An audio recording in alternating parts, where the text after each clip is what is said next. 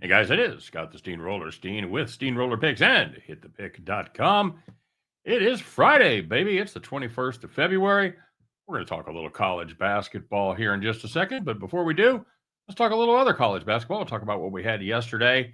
And the streak came to an end. We had North Alabama plus 6.5. Terrible first half. That game was decided in the first 20 minutes.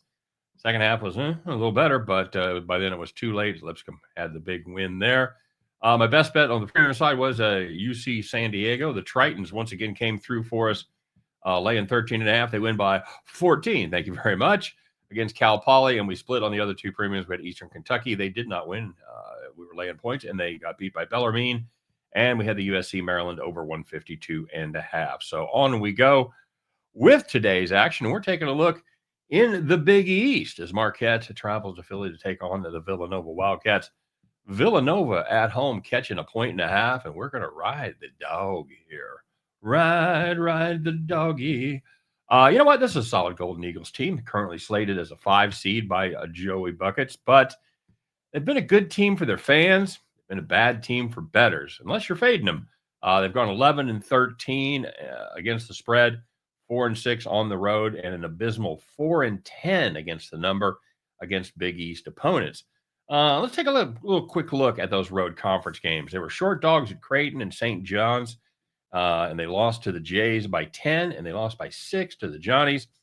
Now, they did beat up on 2 of the 3 bottom feeders in Seton Hall and Providence, but they had to go to OT against the third stooge in DePaul. And they managed to walk away with a 2-point win in overtime as 13-point chalk. They're also pushed against they also got all they wanted from a bad Butler team, game where they were down 7 at halftime and didn't hit the spread until 3 minutes left in the game. They ended up pushing that one. And they also failed to cover 4.5 against Xavier, even though it wasn't a conference game. They lost by 8 to Dayton in a pick'em game there as far as the odds are concerned. For the Wildcats, you know what? This is the 40th anniversary of the perfect game.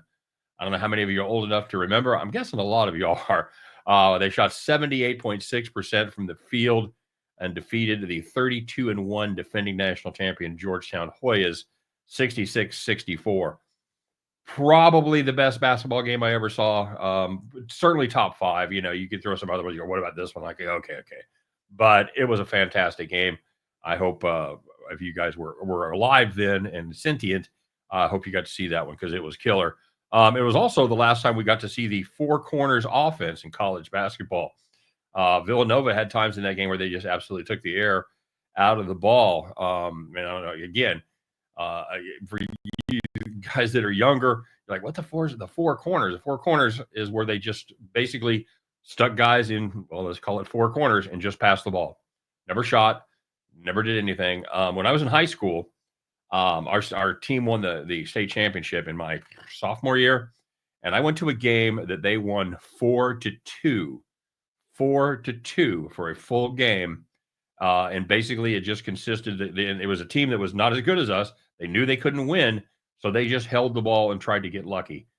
We scored 2 points in the first half, 2 points in the second half. They scored nothing in the second half. It was 2-2 at halftime. And Raytown South, my alma mater, wins by a score of 4-2 in that game. Weirdest thing I ever saw in my life. So we're going to have to, Villanova's going to have to put the pedal down to the metal in order to make this year's tournament. Their net rank is 54, same with Ken Palm. And they have just one quad 1 win, but that's not entirely their fault because the Big East isn't very good. It's a good conference top to bottom, but the top is not very strong. They've got just 2 teams, which are UConn's and St. John's, which are currently quad 1 teams. By the way, quad 1 teams in the net rankings, of course, top 30 in the net rankings. And they've kind of had bad timing with UConn because they lost to UConn when UConn was a quad 1 team, and they turned around and beat them, but UConn had dipped down to a quad 2 team. So, yeah, not great.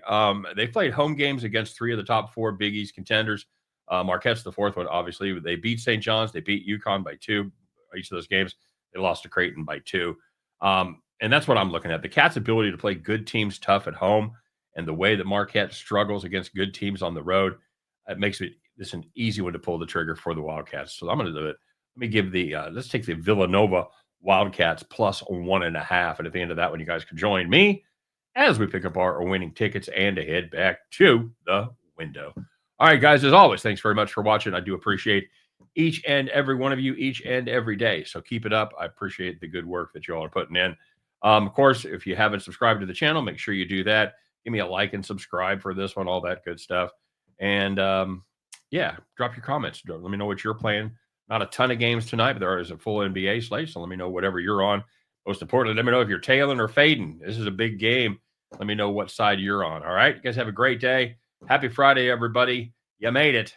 And win, lose, or draw in this Big East battle.